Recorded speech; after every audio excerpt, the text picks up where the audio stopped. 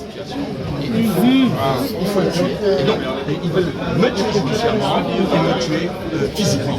Donc, c'est à cela que j'attire l'attention des Congolais et des hautes autorités congolaises, notamment le président de la République de la RDC. Il faut qu'ils sachent qu'ils ont utilisé la même méthode pour éliminer le président Habyarimana. Ils ont pris le temps, ils ont passé le temps à dire qu'il faut négocier, il faut discuter, mais si les autorités congolaises et tous les conseillers du Congo ne prennent pas conscience qu'il n'y a pas que le Congo qui est en danger, mais que même les institutions de ce pays sont en danger.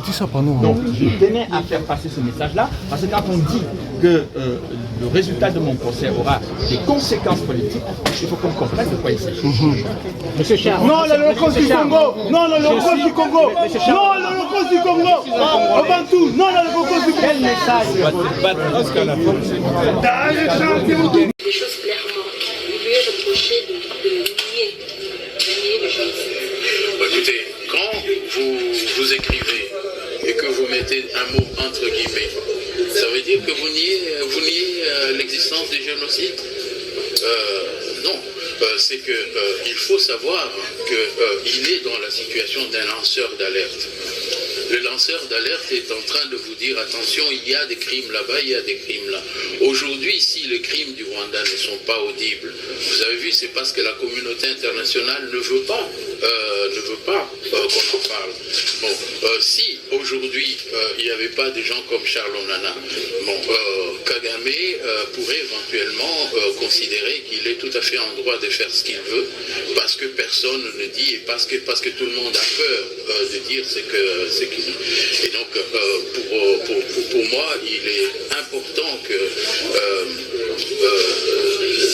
soit protégé comme un lanceur d'alerte. L'Union européenne a des directives qui permettent la protection des lanceurs d'alerte. Et Charles Onana doit être protégé par l'Union européenne. Nous avons déjà fait d'ailleurs cette demande-là auprès de l'Union européenne pour qu'il le considère comme un lanceur d'alerte et qu'il puisse éventuellement dire les choses comme il doit, sans avoir peur de représailles. Maître, est-ce que vous pouvez nous faire une brève présentation de qui vous êtes, s'il vous plaît? Moi, je suis Maître Reti. Je suis le premier Congolais à avoir été admis à exercer ici en France comme étranger, comme Congolais. J'ai jamais changé de nationalité, donc j'ai été avocat à Arusha, où mes confrères m'ont élu à l'unanimité président de l'association des avocats. J'ai fait le travail que j'estimais devoir faire. Quand tout à l'heure on m'a posé la question de savoir pourquoi et comment j'étais parti d'Arusha, il faut savoir interroger le temps et regarder ce qui s'est passé après moi. Après moi, mon successeur a été emprisonné pendant 6 mois. Le professeur Peter Linder, il a été emprisonné parce que c'était la chasse finalement aux défenseurs des accusés.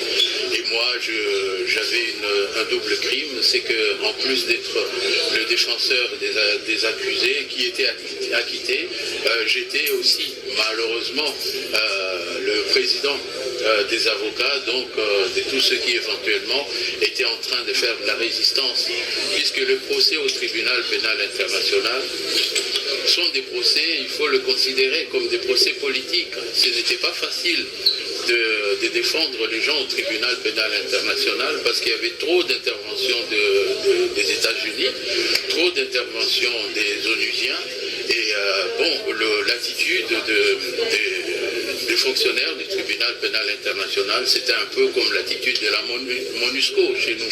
C'est-à-dire ils sont là, mais bon, si vous ne faites pas attention, ils ne vont pas écouter ce que vous dites. Donc il fallait vraiment forcer et puis argumenter, contre-argumenter. Considérant les relations internationales, d'une part, et les rapports diplomatiques entre le Rwanda et la RDC, quelle symbolique pourriez-vous voir dans ces procès? déjà, il y a une chose, que le Congo s'intéresse à ce que Charles Onana est en train de faire, c'est une très bonne chose. Bien sûr, je sais qu'il y a dans la communauté des gens qui estiment effectivement que c'est de la récupération. Moi, je dis que Likama Mabele, lorsqu'effectivement la cause est bonne, il faudra que tout le monde se mette ensemble.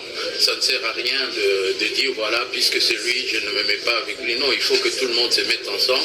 Et je crois que votre présence, la présence de la RTNC, qui est souvent absente des affaires internationales, bon, la présence des RTNC est quand même un signal fort pour dire que le soutien de Charles Onana est tout à fait effectif. Quelle est l'issue de ces procès d'après vous? Comment? L'issue de ces procès, comment voyez-vous l'issue de ces procès? Il y a deux façons, il y aura deux façons de voir les choses. Et ces deux façons, on les a vues au niveau de la presse. RFI était déjà le premier à faire un reportage à charge contre Onana. Dès le premier jour, ils ont trouvé effectivement que c'était un négationniste. Donc, le lendemain, Marianne a fait aussi son document qui montrait effectivement que Charles avait tout à fait des raisons d'être défendu. Donc ce procès est à l'image justement de ce qu'on voit au niveau des médias mainstream. Donc ça peut être un procès politique, ça peut être un procès pour faire plaisir au gouvernement rwandais, mais il est arrivé souvent que le gouvernement obtienne des choses qu'il ne pouvait pas obtenir politiquement, qu'il les obtienne judiciairement. Mais à supposer que Charles Onana est condamné, c'est pas grave.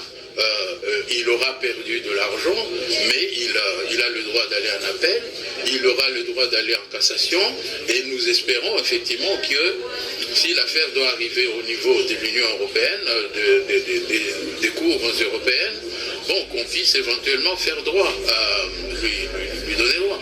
Mais bon, des procès comme ça aussi, ce n'est pas le premier. On a poursuivi Natacha Polony, elle a été acquittée. On a poursuivi Pierre Péan, il a été acquitté. Bon, on les embête éventuellement pour leur faire payer éventuellement beaucoup de frais et pour les effaroucher, c'est tout. Mais il faut qu'il y ait effectivement des gens qui soutiennent ces lanceurs d'alerte. Si on ne les soutient pas, plus rien ne se fera de sérieux. Juste une question. Est-ce que c'est un procès Charles Onana ou c'est un procès pour le Congo? C'est ma question. C'est que si le Congo, alors que c'est un procès Charles Onana, si le Congo se sent concerné, c'est tant mieux pour la prise de conscience des Congolais. Bon, il n'est pas question seulement de dire on n'a pas cité le Congo là-dedans, donc nous ne sommes pas concernés. Si les Congolais se sentent concernés, c'est parce qu'effectivement ils reconnaissent le travail que Charles Onana fait dans la défense des intérêts du Congo. Et je pense, à mon avis, que c'est un bon signal, en tout cas pour la prise de conscience des Congolais. Maître, si je peux me permettre de poser une question, si je peux me permettre, effectivement, on a mentionné le Congo plusieurs fois. On a dit que le langage de Charles Onana est en train d'être utilisé dans l'Est du Congo et que c'est du négationnisme. Donc est-ce qu'on n'est pas en train de criminaliser la résistance congolaise en disant que tous ceux qui s'opposent à l'agression rwandaise, c'est des négationnistes et des gens ethnicistes, etc. De donner une lecture ethniciste à une guerre internationale? Ce qui fait le charme du travail de Charles Onana, c'est que ce qu'il disait à l'époque apparaissait comme étant de l'exagération. Mais quand on fait la lecture de la situation aujourd'hui, on se rend compte que ce qu'il disait à partir du Rwanda est en train de se faire au Congo. Bon. Moi, il m'a recommandé des experts qui ont été rejetés par le tribunal. Et pourquoi les experts ont été rejetés par le tribunal? Ils ont été rejetés par le tribunal tout simplement parce que le tribunal a estimé qu'on ne devait pas parler d'agression rwandaise ou ougandaise dans l'affaire du Rwanda. Vous avez fait le nom de Wayne Madsen. Oui. C'était quelqu'un du département d'État américain, non? Non, c'était un journaliste d'investigation.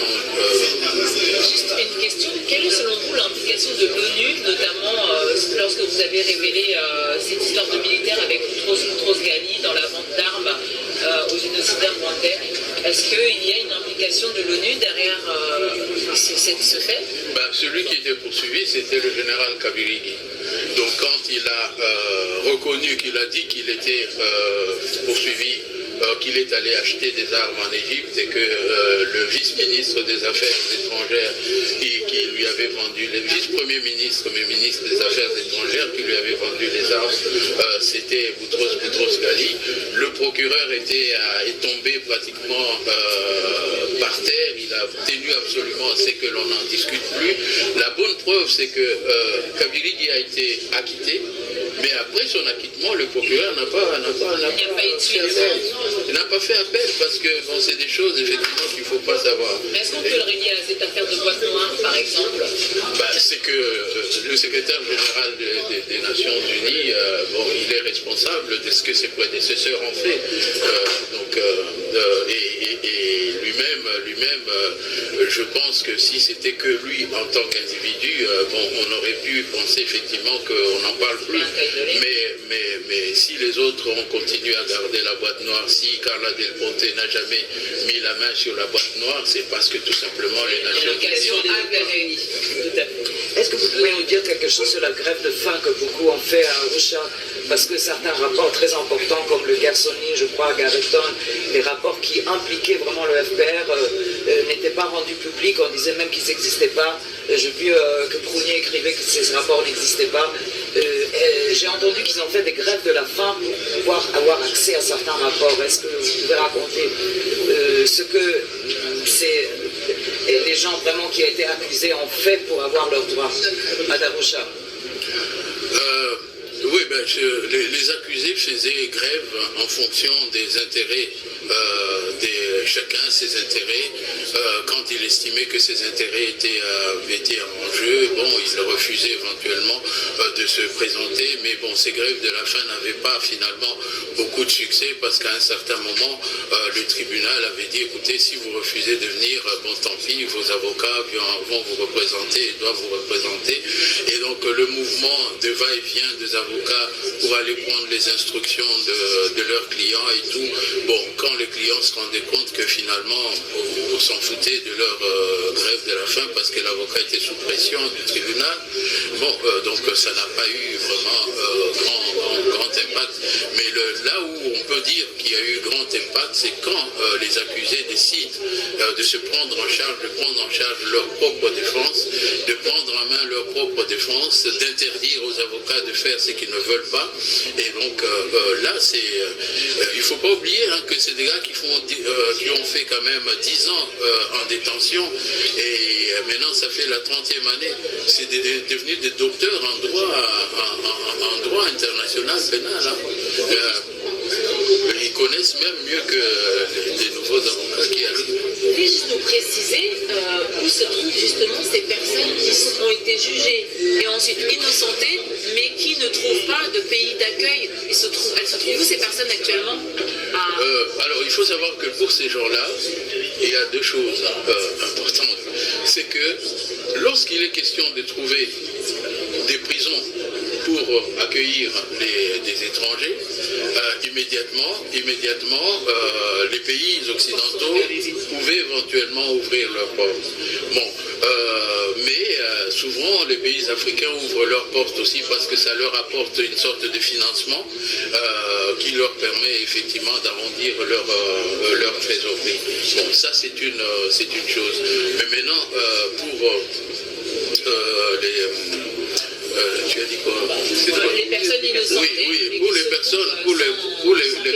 les personnes acquittées, dans la mesure où elles n'ont pas de passeport pour se déplacer, dans la mesure où les Nations Unies restent quand même responsables de leur sécurité jusqu'au moment où ils trouvent où aller, on les envoie dans des pays. Généralement, les pays occidentaux ne les prennent pas.